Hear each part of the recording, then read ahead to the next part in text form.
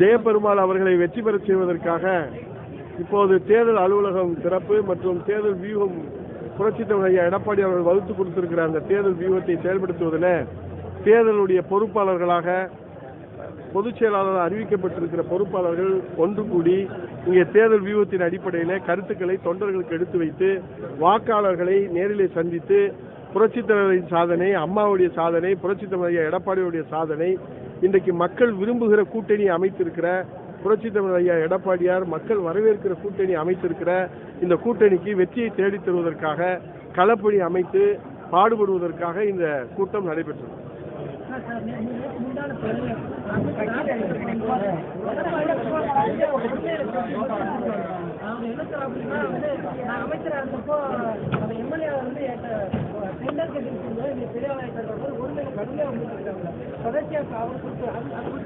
இல்ல, கண்ணப்பன் அவர் எத்தனை கட்சிக்கு போவாரு, எத்தனை கட்சியில நின்றுருக்காரு, எத்தனை தடவை தோத்துருக்காரு, அதனால அவரை பத்தி நம்ம பெருசுப்படுத்த தேவையில்லை.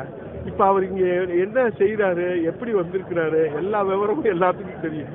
அதனால அவர் சொல்றதெல்லாம் நம்ம பெருசா எடுத்துக்க வேண்டியதில்லை. நாங்க ராமநாதபுரம் சீமையில மிக சிறப்பாக வெற்றி பெறுவதற்கு வாய்ப்பு பிரகாசமாக இருக்கிறது.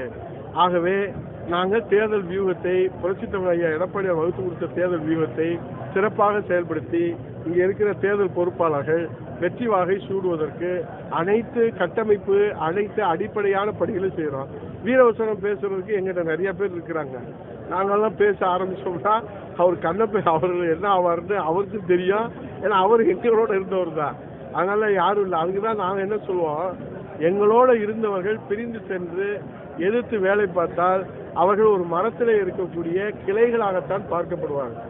ஒரு சாதாரண காத்தடித்தால் கூட கிளைகள் ஒடிந்து போகக்கூடிய வாய்ப்பு இருக்கிறது. ஆனால் புயலே வந்தாலும் கழகத்தின் ஆணி வேர்களாக இருக்கிற விசுவாச தொண்டர்கள் எத்தனை புயல் வந்தாலும் அதற்கு எந்த சேதாரமும் ஏற்படாது. ஆகவே ஓடி போனவர்கள் எல்லாம் மரத்தின் கிளைகளாக ஒடிந்து போனவர்கள். அவர்களுடைய பேச்சுக்கு முக்கியத்துவம் தர வேண்டிய அவசியம் இல்லை. இல்ல, அவரு தேனியில பாராளுமன்றத்தில் கடந்த முறை நான் தான் பொறுப்பாளராக பணியாற்றக்கூடிய வாய்ப்பை தலைமையிலே கொடுத்தார்கள். அதன் அடிப்படையிலே பணியாற்றி வெற்றி பெற்றோம்.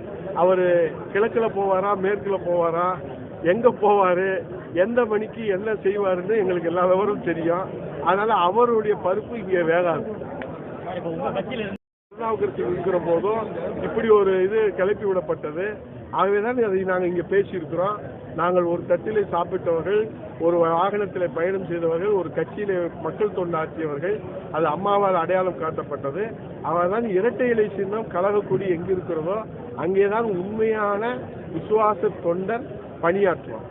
இங்கே ராமநாதபுரம் சீமையில் இருக்கக்கூடியவர்கள் அக்குமார் முத்திரை குத்திய விசுவாச தொண்டர்கள். யாரும் விலை போக மாட்டார்கள். அப்படி விலை போவார்கள் என்று நினைத்து யாராவது பகல் கனவு கண்டால் அவர்களுடைய கனவு பகல் கனவாக போகும் என்பதுதான் உண்மை, சத்தியம். டெபாசிட் வாங்குறது இல்ல, அவர் களத்திலே நிக்கிறாரான்னு 20 நாளைக்கு நிக்கிறாரான்னே தெரியாது. ஏன்னா போன வாரம் ஒரு ஸ்டாண்ட் எடுத்தாரு, இன்றைக்கு ஒரு ஸ்டாண்ட் எடுத்திருக்கிறாரு, நாளைக்கு என்ன ஸ்டாண்ட் எடுப்பாருன்னு தெரியாது. ஆகவே ஒரு நிலையில்லாத மனிதரை பற்றி பேசி காலத்தையும் நேரத்தையும் வீணடிப்பதை விட களத்திலே சென்று வாக்காளரை சந்தித்து அம்மாவின் சாதனை, புரட்சித் தலைவர் சாதனை, புரட்சித் தலைவர் எடப்பாடியுடைய சாதனை, இந்த மாவட்டத்துக்கு கொடுக்கப்பட்டிருக்கிற திட்டங்கள், அதான் நான் சொன்னேன், வரப்பிரசாதமான திட்டம், 100 ஆண்டு கனவு. நீங்க எல்லாம் பத்திரிகையாளர்கள் எத்தனை தேர்தலில் நம்ம அந்த கோரிக்கை வச்சிருக்கிறோம், அது நிறைவேறிச்சு. காவேரி குண்டார் வைகை திட்டம் நிறைவேறிச்சு. அதை முடக்கி போட்டிருக்கிறாங்க. அதை இப்ப இவரை கொண்டு வந்தா அந்த திட்டத்தை நிறைவேற்றுவார். இந்த திட்டத்தில் இங்க இருக்கக்கூடிய வறட்சியை போக்குவதற்காக இந்த பகுதியில் இருக்கக்கூடிய முழுமையாக இனி வருகிற தலைமுறையெல்லாம் அந்த வறட்சியே என்கிற வார்த்தையை பார்க்காத அளவிலே காவேரி வைகை குண்டார் திட்டம் அதை முடக்கிட்டாங்க. இவரை ஜெயபெருமாள் வந்தா வெற்றி பெறும். நன்றி, வணக்கம். ரெண்டு கருத்து சொல்லுங்க.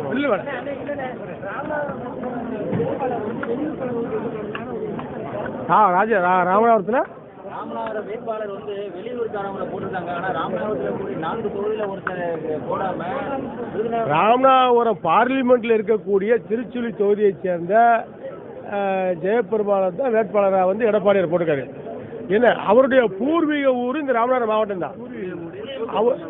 ஆமாம், புளியங்குடி கூத்த பெருமாள் கோயில் ஒரு குலதெய்வம். இந்த பூர்வீகம் இங்கே தான். எப்படி பார்த்தாலும் இந்த மாவட்ட சொந்தக்காரர், இந்த பார்லிமெண்ட் சொந்தக்காரர், அதெல்லாம் கிடையாது. இந்த கணக்கெல்லாம் போடாதீங்க அப்பனே.